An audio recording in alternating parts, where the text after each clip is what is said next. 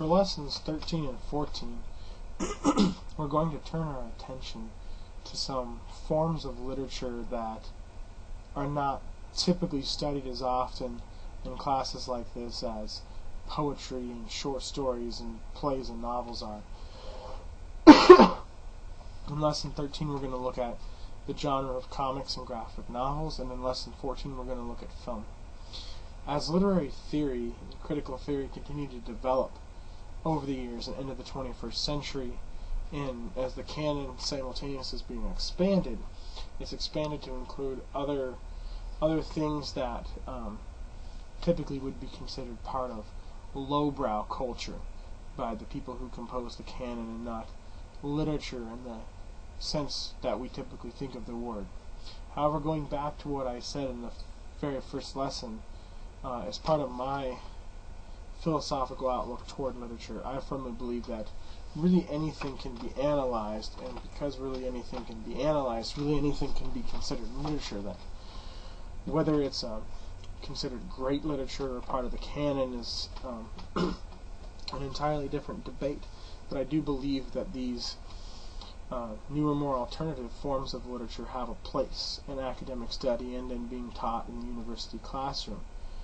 A lot of universities that have started to include things like comics and film in the curriculum are treating them as part of pop culture and part of a new kind of subfield of critical theory called pop culture studies or genre studies. A lot of interesting work can be done in that field, but my belief, I say, why not just throw them right in there with everything else? Why not study comics right alongside Dickens and Shakespeare? So not every professor might teach these types of texts in English 200, but because they are becoming more and more important to the field, I think it's crucial that we take a couple lessons and look at them. So this first lesson is going to focus on comics and graphic novels. And it might seem odd to focus on these first, since films are more commonly studied in universities like ASU have entire film departments. But with the next lesson on film, I want to look specifically at the issue of adaptation, which is a crucial part of interpreting and understanding literature. And comics add a layer of complexity to interpretation when they're made into film. So looking at the comic first and then looking at an adaptation of it, I think is our best approach here. So that's what we're going to do. So just as we've talked about ways to study poetry and drama and fiction, here we're going to look at what are some things to look for when studying comic books or graphic novels. Words and space on a page is very important. When you're reading a novel, for instance, there can be plenty of words on the page, depending on the size of the book, the size of the print, etc., and it doesn't make that much of a difference. Reading something like a play or a screenplay, though, adds a layer of complexity to the amount of words on a page because of the line breaks, signifying which character is speaking.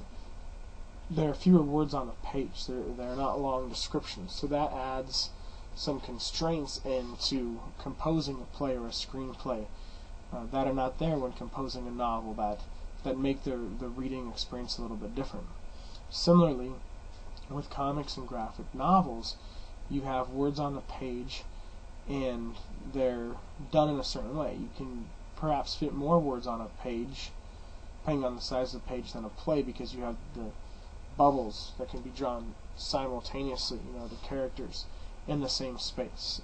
And so there's a lot of interesting work being done there with what you can analyze in terms of how the page is laid out. An author can provide a lot of subtlety and subtext by working with the artist and how the page is laid out, and we as critics can in our analysis by looking at that. Along those same lines, it's important to think that this is a visual medium. Even though they are written words, there are pictures that accompany it. And so the way a character is drawn, how they're shaded and colored, that can tell us a lot when we're analyzing. What's really interesting about this form is it's a combination of visual and print media. When we look at film, although there's a screenplay, when we analyze film, we typically don't read the screenplay. So there we're looking at a primarily visual medium. We read novels we're looking at a primarily print medium, and so comic books and graphic novels combine the two. And that makes for a very interesting reading experience. You're taking in the written word as you're seeing pictures. And so the combination of the two gives us quite a bit to analyze. How is a character or a scene drawn, and how does the language reflect the ideas conveyed in the drawing? Are they similar? Are they conflicting? And if so, what does that tell us?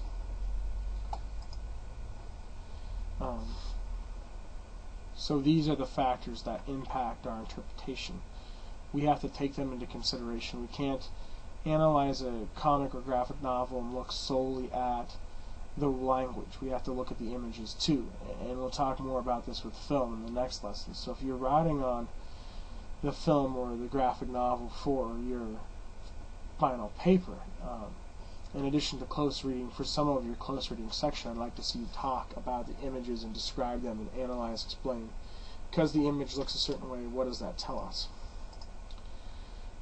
Another thing about comics is they're published in serial installments, which means a story has a long arc that unfolds over a period of time, and the reader is expectantly waiting each month for that next piece of development. So how does this affect reading? A lot of times people read, now that graphic novels have become more popular, people read comics in that form, so the stories are already collected, so to speak, even if they've been published in serial installments prior to that compilation of the graphic novel. So that's changed the medium some, but it still impacts the reading experience. A good comparison would be the Victorian period we just focused on when we read Dracula. During the Victorian period, as I mentioned in Lesson 10, discussing the rise of the novel, novels, when they first became popular during that period, were heavily serialized for monetary reasons.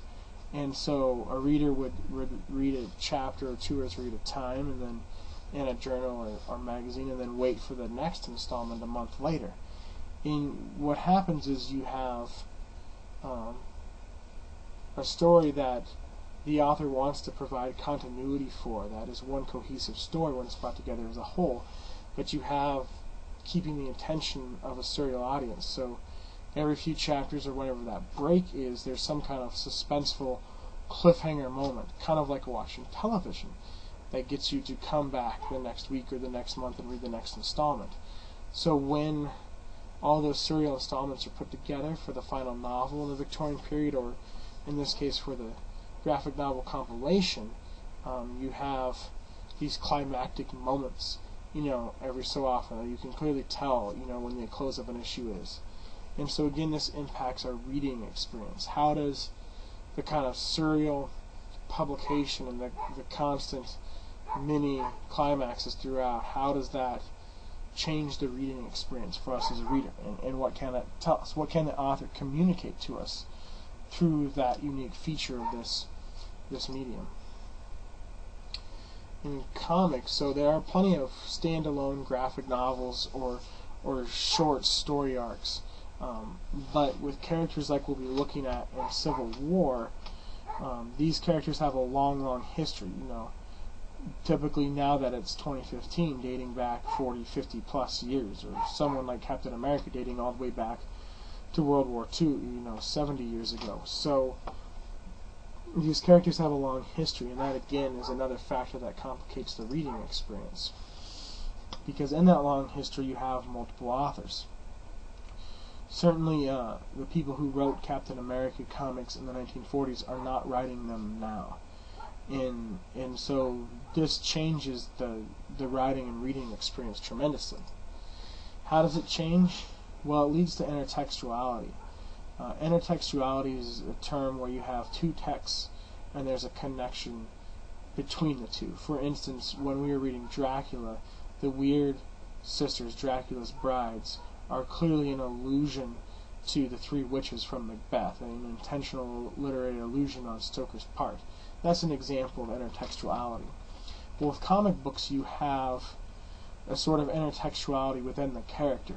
It doesn't seem like you're comparing two texts because it's the same character, the same series, but because you have multiple authors over years and decades, it really is a form of intertextuality within that character series.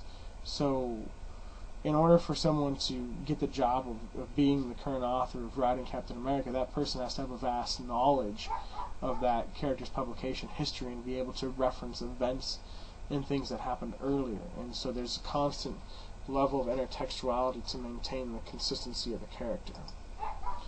Finally, along those lines comes the spirit of the character.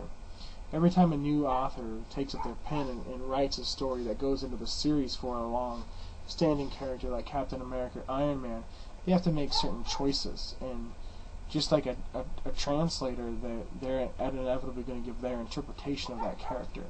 And so these long-standing characters, Captain America, Iron Man, Spider-Man, the Hulk, Batman, Superman, Wonder Woman, etc., they have certain personality traits that are always there, no matter who the author is. And the authors, to be successful, have to stay true to the spirit of the character.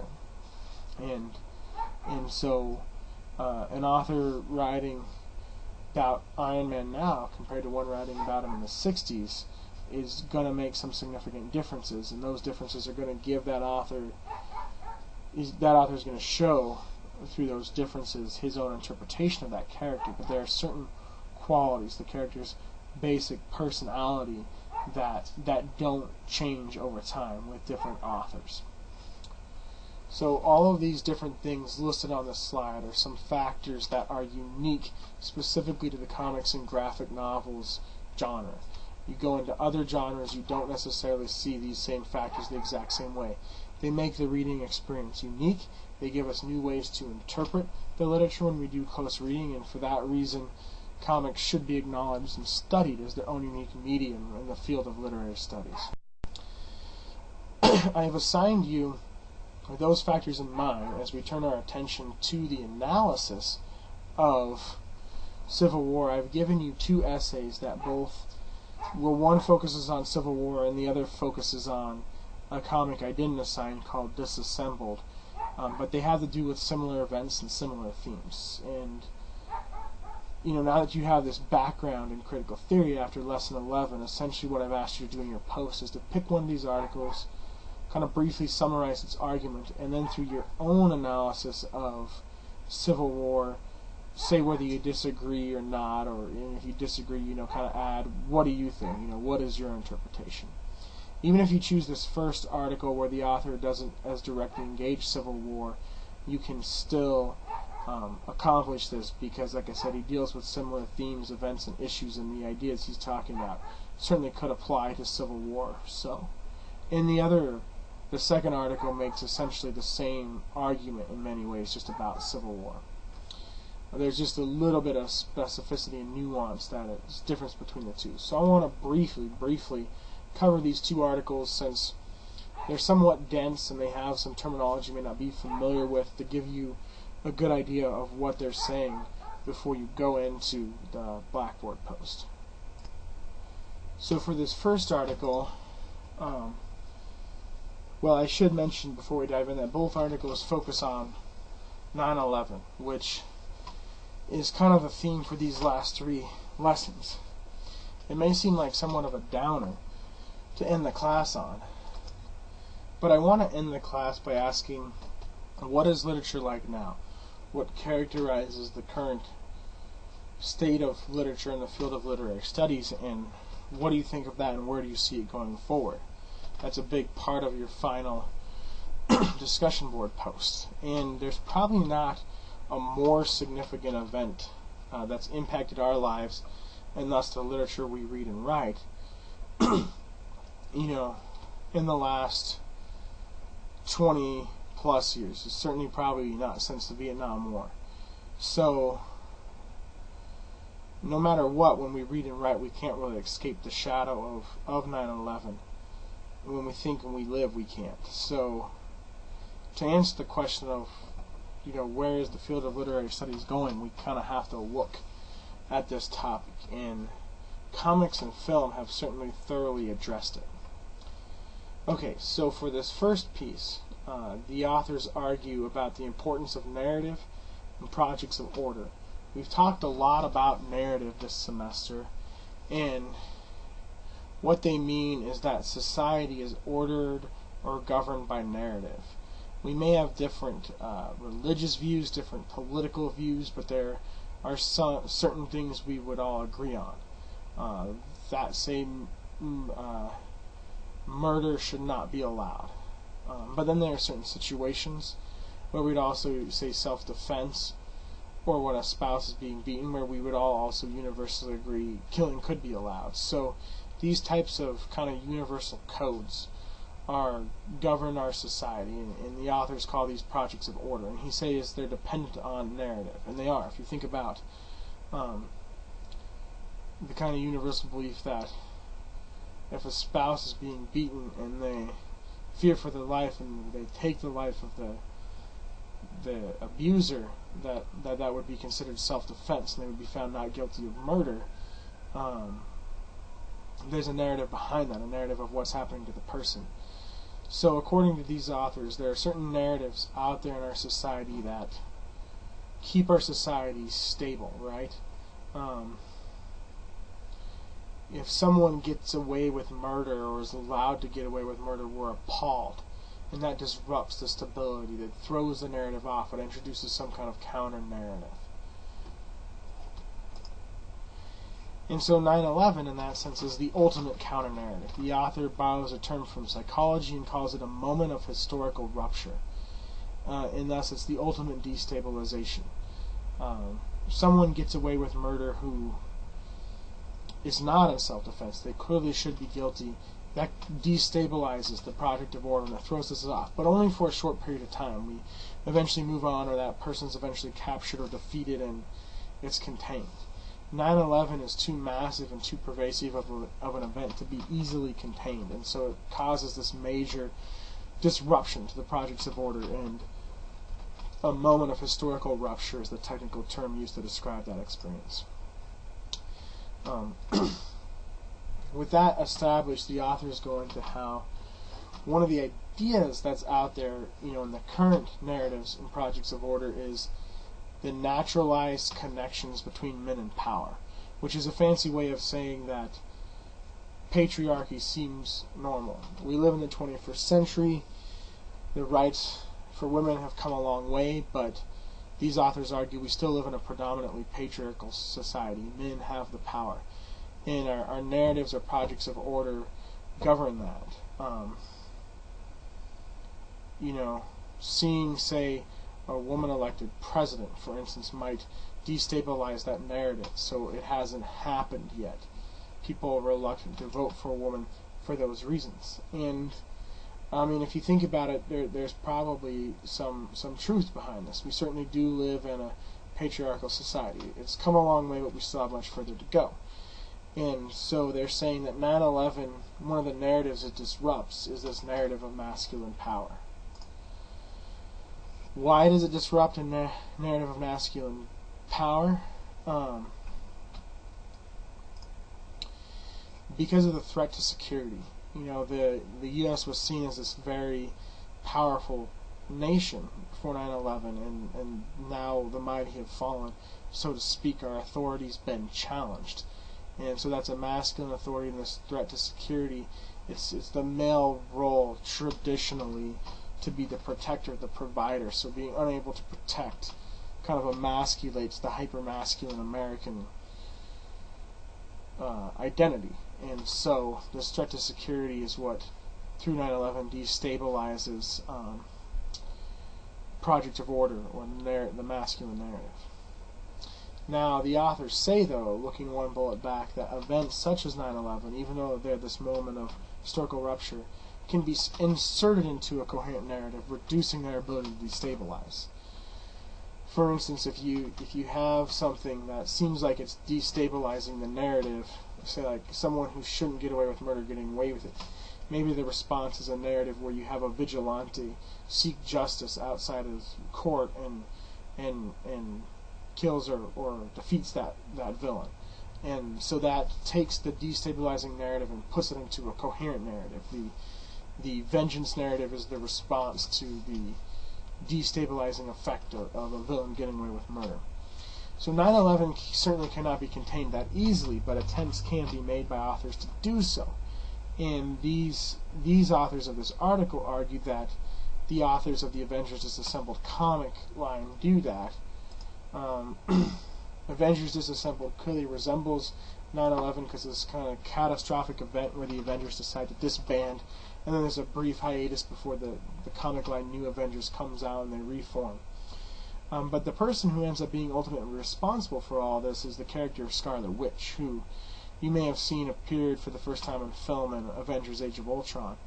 And so the villain, so to speak, she's not really a villain, she's traumatized and doesn't do this on purpose because there's not a traditional villain in Avengers Disassembled, but the person closest to a villain, the one who causes the downfall here for the heroes, is female.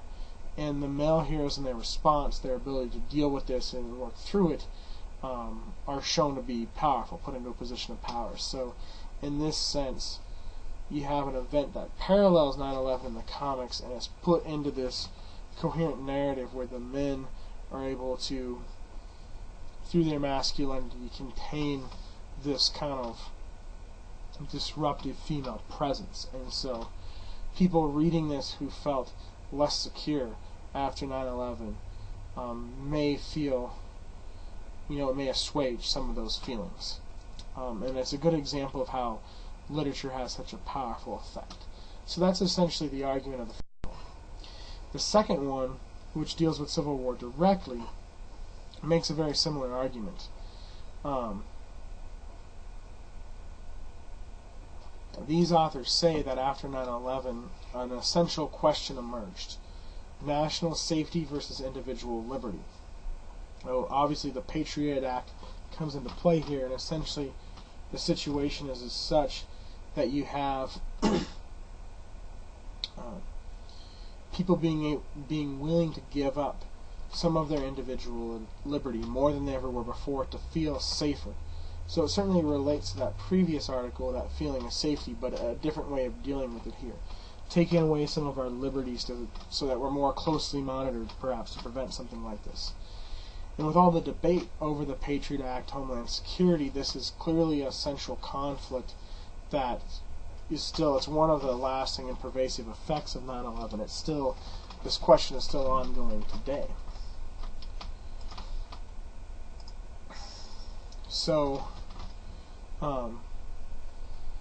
you probably know the term allegory. The best example is George Orwell's Animal Farm. If you've read that book where the different talking animals on the farm represent different figures from the political upheaval of Russia in the early 20th century. But it can be applied, allegory isn't a term we've really covered because it doesn't, it's very straightforward when it happens in literature, and so there's not always as much to analyze, but it can be applied more broadly. And these authors use it to basically describe rediscursivation. Rediscursivation is one of those terms I said you might not have heard before. Discursive means the dialogue continues on in a logical and coherent order. Events move forward, people keep talking, the story continues with events in a logical order. And so when that order is disrupted, these authors are saying this article is just one author, he's saying that allegory can help kind of reestablish the discursive pattern, get the events back flowing in the logical order that was disrupted. And that's the way he uses allegory here. He's not necessarily using it in the George Orwell Animal Farm kind of way. Obviously some similarities, but not exactly the same. The previous authors used the term historical moment of rupture to describe 9/11. This author uses the term caesura, which is probably, again, I may not be pronouncing that right, so bear with me if you know I'm pronouncing it wrong. They're using it basically the same way. Well, there are some differences, but a caesura is a pause or a disruption. It comes from music and poetry when the reading of the poetry or the playing of the music stops, pauses. And so this kind of is similar in that it's kind of a moment of rupture, but it's more about the ongoing narrative. The other authors talked about the narrative being disrupted, but this has to do more with progress and moving forward, rather than just the same narrative being perpetuated, and so there's a little bit of a difference. And so 9/11 in that sense is the ultimate interruption that forbids any discursive continuity. For the reasons we talked about earlier in the last article, but here especially because of this question of national safety versus individual liberty. If people who are held tightly to individual liberty before are now willing to give it up, that means there's been some kind of cessera. But just as Avengers Disassembled was able, according to the previous authors, to deal with this issue of masculinity, here the comics, in this case Civil War, is able to deal with this issue of giving up individual liberty. And so the author points out here that's important is that Civil War is a major crossover event, he calls it. In other words, what we just looked at, Avengers Disassembled, was, I believe, 5 or 6 issues, the final run of, I think, Volume 3 or Volume 4 of Avengers. Whereas Civil War, we're seeing the 6 main issues I asked you to read that are collected in the graphic novel I asked you to purchase. Those are the 6 main issues from the standalone primary Civil War narrative. But it crossed over into all these other issues. So if you were reading Captain America at the time, there are 3 or 4 issues that cover the events of Civil War, and Iron Man, and Spider-Man, and so on and so forth. And so to get the whole view of the entire thing that happened, you'd have to read all these different comics. The authors recounted at the beginning of the article, and I believe it's something like 100 plus comics. And so you may not, most people probably didn't read them all, but if you say read the characters you liked or you're already subscribed to, you get a little more detail filled in. And he's saying that the author here is arguing that this is a new thing in the genre of comics. It came about in the 80s and 90s with things like Infinity Crisis in DC Comics and Marvel Secret Wars, and particularly the death of Superman in the early 90s. These were the first major crossover events in the 80s and 90s, so they're new to comic books. Obviously 20, 30 years old now, but relatively speaking new. And because of this very unique genre of the crossover event, that's able to kind of continue the discourse, for it to be rediscursive. The dialogue, the narrative never stops, because if it ends in one issue, you pick up a different issue that's going on there. Another way that the crossover genre allows continuity to continue, the rediscursivation to take place, is through the restriction of seriality to similarity.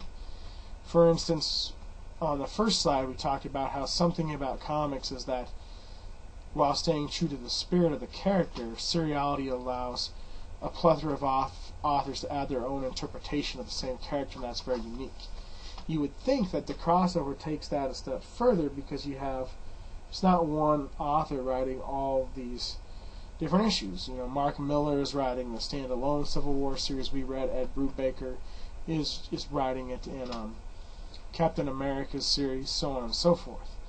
But these authors have to kind of come together and have a cohesive, vision, or it won't work.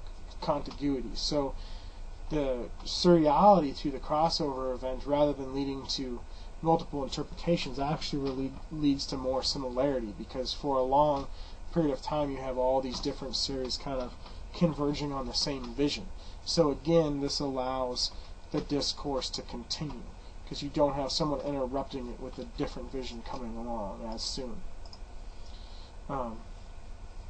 The allegory part comes in with common cultural references. So there, obviously, the event that starts off Civil War is similar to 9/11, but there are a lot of other allusions throughout the comic, and I'm not going to go into them all now. You either pick them up yourself, or if you read the article here, he outlines them. And so, kind of similar to the last article, by putting these common cultural references into a coherent narrative, in this case a crossover narrative that restricts seriality to similarity, you have the destabilizing effects contained within the context of the comic to a certain extent, so to speak. Finally, with the major theme of Civil War, that was, and all the promotions for it was constantly referenced as whose side are you on, this places the issue of national safety versus individual liberty into the rediscursivation of narrative. So similarly to how the female villain and the male protectors were able to contain the emasculation caused by 9/11 and Avengers Disassembled, here the theme of whose side are you on contains this destabilizing effect of being willing to give up individual liberty. If you fall on the national safety side, you can side with Iron Man. If you fall on the individual liberty side, you can side with Captain America. And neither one is necessarily right, so to speak. Mark Miller does a great job writing Civil War in that there are great reasons presented, to side with Iron Man and great reasons presented to side with Captain America. And the reader kind of gets to choose. So this whose side are you on slogan and this choose your own adventure type of picking whose side you're on enables the feelings of destabilization that come with the Sisera to kind of play out in the fantasy world of comic books and again kind of assuage those difficulties. So both authors argue that 9/11 is this disrupting force and it causes certain destabilizing effects. The first author argues emasculation. The second author argues about this individual liberty thing, and they each show how a different Marvel comic helps contain those destabilizing effects. So, with that in mind, with both those interpretations in mind, the Blackboard prompt asks you to give your interpretation of Civil War. I'm going to give you some but not all of mine, and hopefully that'll be enough for you to go on and put up a really interesting post. Obviously, this whose side are you on thing is very important. Mark Miller does a great job with it, and the author of the article we just discussed hits the nail on the head with his discussion of it. And so it's very interesting how you can kind of choose, and there are strong arguments for both sides. It makes it a more unique argument. Unique comic. It's obviously unique when you have two iconic heroes like Captain America and Iron Man fighting each other, but also you have not a clear-cut villain. Iron Man's not clearly made into the villain here, neither is Cap. It's easy to see either one as both the hero and the villain, and that makes it a unique comic. The Stanford incident clearly resembles 9/11. That's the allegory part that came into play. So the Stanford incident launches, the Superhuman Registration Act, just as 9/11 launches the Patriot Act. Pretty clear-cut allegory. It also makes me think of Columbine, though, because it's part of what is so powerful about Stanford in the comic is that there's a lot of children who are killed, and some of you may not be old enough to remember Columbine, but in the late 90s it wasn't nearly as a powerful effect as 9/11, but it was in 99 still a very disruptive event. The role of media here is really interesting because you have the new warriors, the heroes, so to speak, responsible for the Stanford incident, trying to be heroes essentially to get popular on TV and the media coverage of the Stanford incident. And then, of course, you have the public perception of the heroes as the Civil War is going on. And so I certainly don't think it's the first time, but it certainly stands out as a unique point where heroes are self-conscious of their role in society. That's the whole question posed by the Superhuman Registration Act. Should they reveal their identities? You have years of comics where heroes are fighting villains with potentially all this collateral damage that's never addressed, and then here finally comics go kind of meta, and you have the question posed of, should superheroes be accountable, and if so, how do they see themselves? What are their roles in the world, and so how are they perceived through the media, obviously, by the public? Okay, so in talking about the role of media, I just talked about the public perception of superheroes being important. Again, the spirit of the characters. So with that public perception, how do these characters act? Not only is that being scrutinized by the media and the public, within the comic, but also the choices these characters make in Miller's interpretation. Do they stay true to the spirit of the characters? For instance, I think a lot of people were thrown off by the idea that Captain America would side with the rebels rather than the government. But he's protecting individual liberty, which he always has. So it's kind of a new twist that stays true to the spirit of the character. And although you're clearly allowed to pick whichever side, I think Miller very subtly kind of embraces the individual liberty side by, choosing the character who wears the American flag as his uniform to embrace that side of the argument. The government involvement is a big deal here. With the Patriot Act, obviously the government became more involved with our lives. Here it's becoming involved with the lives of superheroes. So is it a good thing or is it a bad thing? Different people would have different responses. How do the characters respond? How is that filtered through the comic? You're reading your interpretation. The death of Goliath is a significant moment. Tensions continue to escalate as Cap and Iron Man fight over this ideological, philosophical, political debate about individual liberty, and it eventually results in the death of a superhero. And so that's a very moving part of the text, and it's Miller's way to kind of show how far this has gone. Collateral damage in a different way. Tony and Iron Man and Reed, Mr. Fantastic, use villains to help fight their battle. And this is something that Cap sees as they've crossed a certain line. So where is that line crossed? Is it crossed with the death of Goliath? Is it crossed with the use of villains? If we give up individual liberty, are we giving up certain morals that it's important to stay true to, is the question posed here. And finally, Captain America's final decision. Is he the hero or the villain? He's leading the rebellion, so he could be seen as the villain in that way, because he certainly is pushing a lot of the heroes, especially those following him, to a certain point and leading them. But when he sees the carnage and the collateral damage around him, he decides to turn himself in. And if you know more about the greater context of this, the events of Civil War culminate in an issue of the Captain America series by Ed Brubaker, and he's assassinated as he's being taken into trial. And so this is a significant decision, but it effectively ends the war. So does that make him the hero or the villain? As I said earlier, I think both Cap and Iron Man, they can both be the hero and the villain here. But this decision, I think, is a really emblematic moment where Miller's saying, hey, we have to stop and look around us and see, what are we doing, and is this really helping or hurting the situation? And so it's an impactful moment. So not necessarily one cohesive argument, but just a lot of different thoughts I have about this really interesting comic. And I'd like to see you guys run with it and pick a specific cohesive argument to make in your Blackboard post, and perhaps in your paper as well if you decide to write on this.